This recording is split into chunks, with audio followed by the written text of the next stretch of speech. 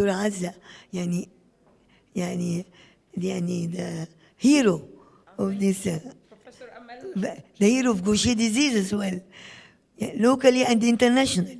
Thank you very much. شكرا لحضرتك يا فندم. I'm going to present a case of lysosomal storage disorder in hiding behind something else.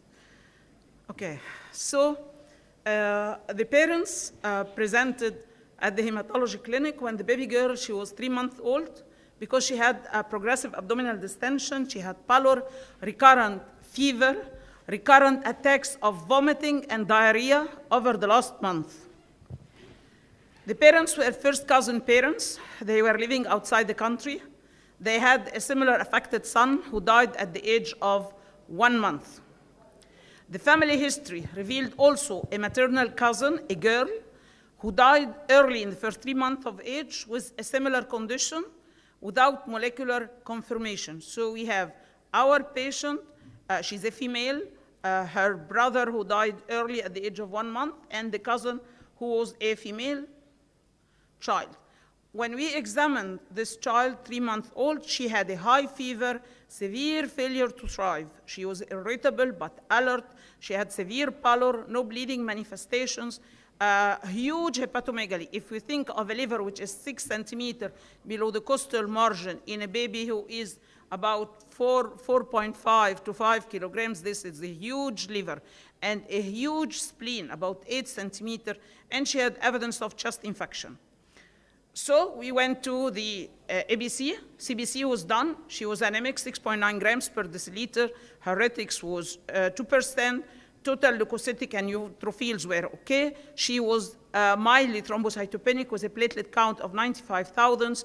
We looked at the blood film, لأن مهم جدا to look at the blood film. There was no abnormal cells. PT and PTT were slightly prolonged. So we looked to other system involvement. She was hypoalbuminemic. Her serum albumin was 2.2. Bilirubin was normal. ALT and AST were 2.5 to 3 times the normal values. The serum create was normal as well as the blood urea, and she had hyponatremia. Her serum sodium was 130 milli equivalent per liter. أنا أحب حضراتكم to remember these data we are seeing in this patient. So this patient had an emergency admission. She received supportive therapy, including parenteral rehydration and packed red cell transfusion. And in the next morning, you want to do investigations. You want to do a bone marrow examination, serum ferritin, assessment of the beta-glucosidase sphingomyelinase in the peripheral leukocytes, plasma triglycerides, all of the above, or only 1, 2, and 3, or only 1, 2, and 4. وده سؤال متكرر, I believe إن أنتوا هتعرفوه. So can we vote?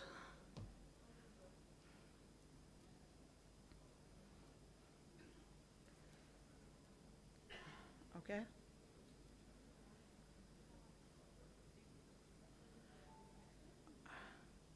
So we go to a bone marrow examination.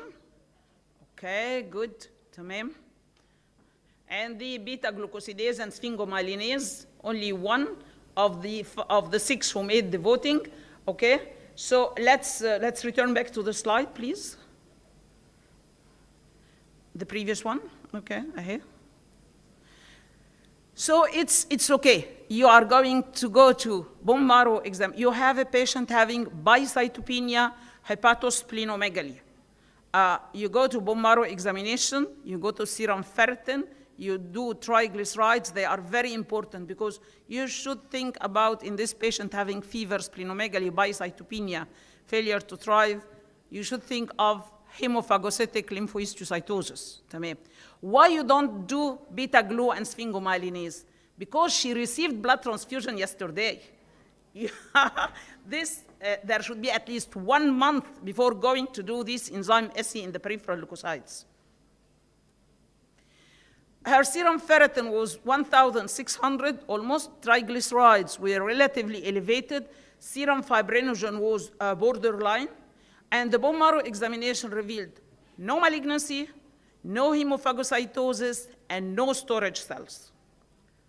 So let's look clinically, from the first time I have seen this patient clinically, I said, okay, she is having hemophagocytic lymphohistiocytosis. And then let's look to the HLH 2004 diagnostic criteria.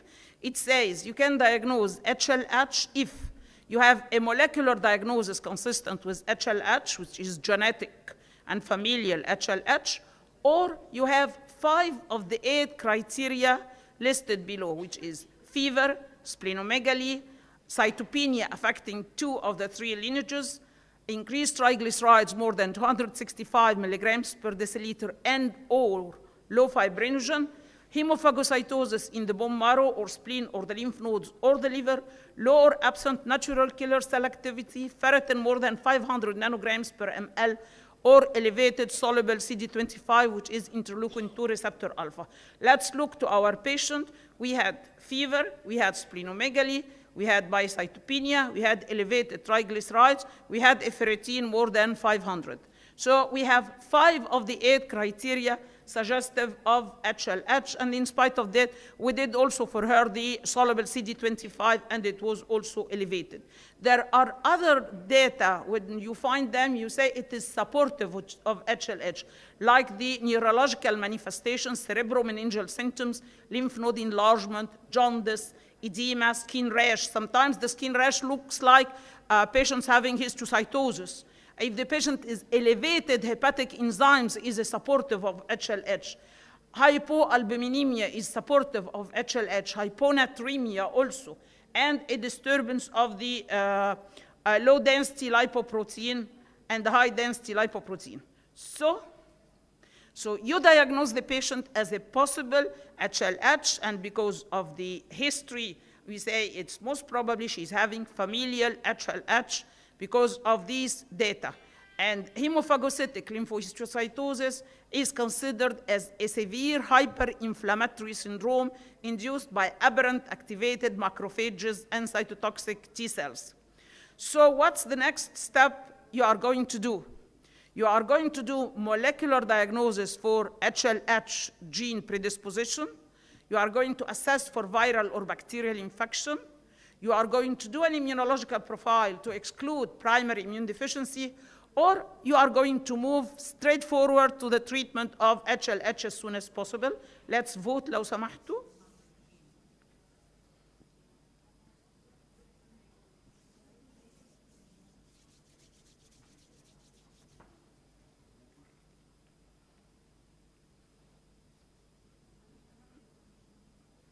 Okay, and تمام, still there is.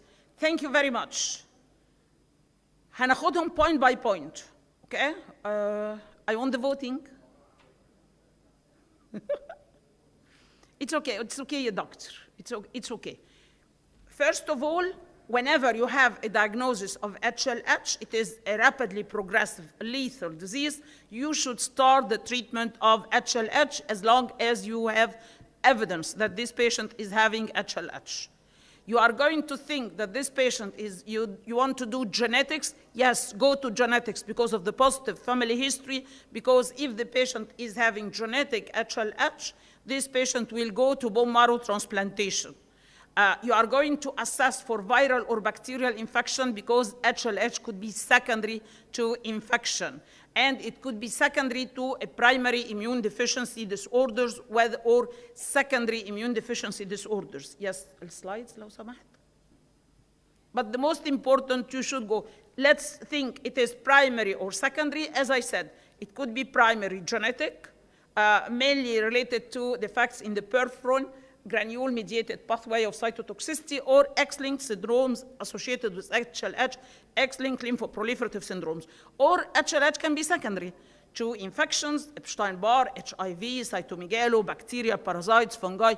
خدوا زي ما انتوا عايزين, TB, leishmania, and all the bacterial and the parasitic infections can be associated with HLH. في what's called malignancy associated HLH. Immunological disorders ممكن تعمل macrophage activation syndrome, ومحطوط كده other causes. Other causes post organ or stem cell transplantation, in metabolic disorders, in immune compromised primary or secondary or unrecognized. أنا حطيت لكم إيه highlighting على metabolic disorder. So our patient was diagnosed as hemophagocytic lymphohistiocytosis, most probably familial HLH, and we started treatment and we took samples for molecular diagnosis of familial HLH, and she started the HLH 2004 protocol with DEXA, Vipicid, cyclosporin, and intrathecal, and then in spite of the HLH treatment, the patient clinical condition was deteriorating. Progressive increase in organomegaly, recurrent diarrhea, which became a massive diarrhea, progressive anemia, thrombocytopenia, elevation of liver enzymes, prolongation of PT and PTT, and we were following the ferritin. The serum ferritin was increasing and reached values exceeding 30,000 nanograms per ml. It is well known in the values of 10,000 nanogram per ml, ferritin has a more than 95% sensitivity and specificity for being an HLH disease. So this patient, in spite of the treatment, she's having progressive HLH disease. So what further steps should be done? You should screen for infectious etiology again. You should intensify the HLH protocol. You plan to go تسرع بالbone marrow transplantation. You are going to reassess for a secondary HLH, or you get calm and wait for the genetic results of familial HLH. Vote لو سمحتوا. Vote. It's okay. Let's take it one by one. A screen for infectious etiology is very good. غالبا الابشتاين بار والسي ام في يا اما بتبقى البريسيبيتيتنج فاكتور يا اما initially او sometimes they are precipitating factor of relapse in the patients.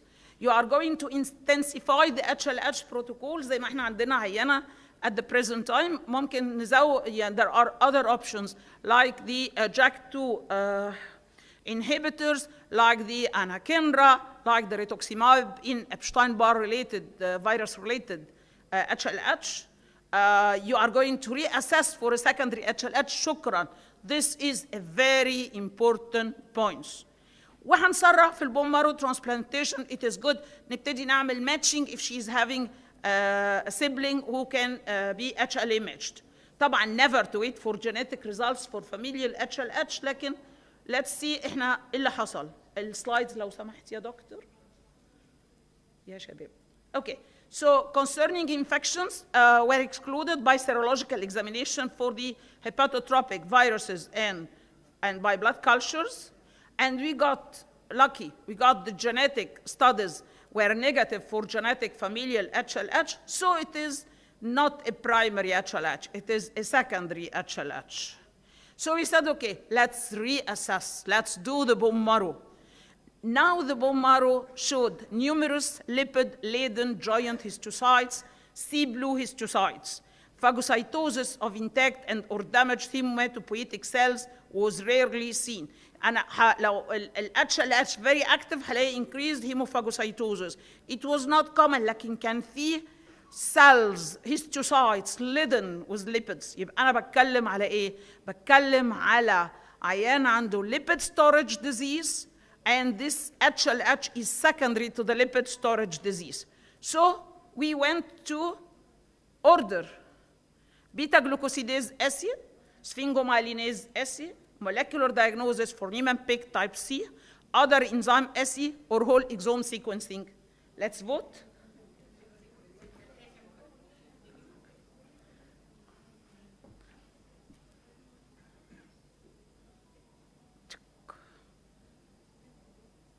Yes. So in all cases we should look للي احنا بنشوفه اكتر بيتا جلوكوسيداز اسي وسفينجومايليناز اسي. وخليني اقول لكم دايما it is always recommended when you have a patient بتفكر انه جوشيه اعمل البيتا جلوكوسيداز عشان الجوشيه واعمل السفينجومايليناز عشان البوسيبيليتي بتاعه الاي اس ام دي. So they are usually done in twin. اوكي ماشي مش هزعلك انا ما شفتش بتاع ما شفتش الفوتنج. اتس اوكي جود. لكن انا لو طلع عندي البيتا جلوكوسيداز اسي نورمال والسفينجومايليناز اسي نورمال اوكي كده هفكر برضه في Niemann-Pick type C, I should go to molecular diagnosis of Niemann type C. Other enzyme SE or whole exome sequencing خلينا نقول زي ما أنا قلت she was not Niemann-Pick type C. She has normal beta glucosidase and sphingomyelinase بس هي لسه عندها lipid laden histiocytes in the bone marrow. ابتدينا نفكر ايه هو اللايزوزومال storage disease اللي كان present in the first days of life بvomiting ودايريا وfailure to thrive وهيباتوسبلينوميجالي وانيميا وثرومبوسايتوبينيا وجوندس وفي histiocytes infiltrating the bone marrow and infiltrating the liver. And we found that there is a disease called Wolman disease, or lysosomal acid lipase deficiency, due to deficiency of the lysosomal acid lipase, which is encoded by the lipid gene.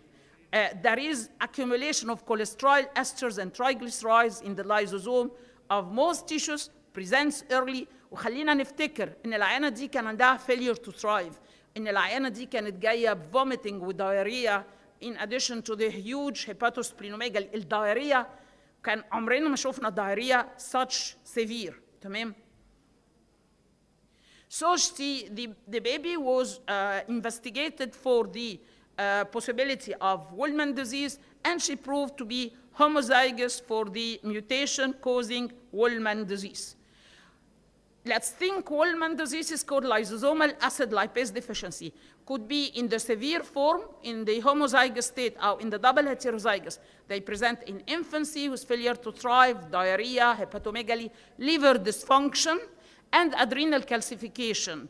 And the life expectancy without treatment is less than 4 months. خلينا احطكم طبعا this is not my patient لان احنا عملنا سونار للعيانه دي ما حدش قال لنا ان في حاجه في الادرينال، انما it is reported that these patients, because of insufficient free cholesterol available for steroidogenesis in the adrenals, they get adrenal insufficiency and they get calcification in the adrenals, which could be a clue. ولما اقول لكم adrenal insufficiency افكركم ان العيانه دي كان عندها vomiting وهايبوناتريميا، فpossibly it reflected adrenal insufficiency في العيانه دي. في form attenuated form of lysosomal acid lipase deficiency اسمه cholesterol ester storage disease. الانزيم موجود اللي اسمه lysosomal acid lipase موجود بس decreased, so they can present at a later age in childhood or adulthood. They have malabsorption, progressive cirrhosis, cardio, and cerebrovascular disease. And usually, if they are not treatment, they die of these comorbidities of atherosclerosis, myocardial infarction, and liver failure. So, we are going to broaden our mind and look للحاجات اللي احنا ما بنفكرش فيها، اللي لو فكرنا فيها, we will find it. So, our patient had Wolman disease complicated by secondary HLH. Wolman disease has a treatment and enzyme replacement therapy which was approved by the European Medical Agency and by the FDA in 2015. And this is our final diagnosis, secondary HLH complicating Wolman disease, and ليه HLH and Wolman disease. And in the literature في case reports كتير بتتكلم عن العيانين الولمان presenting as HLH.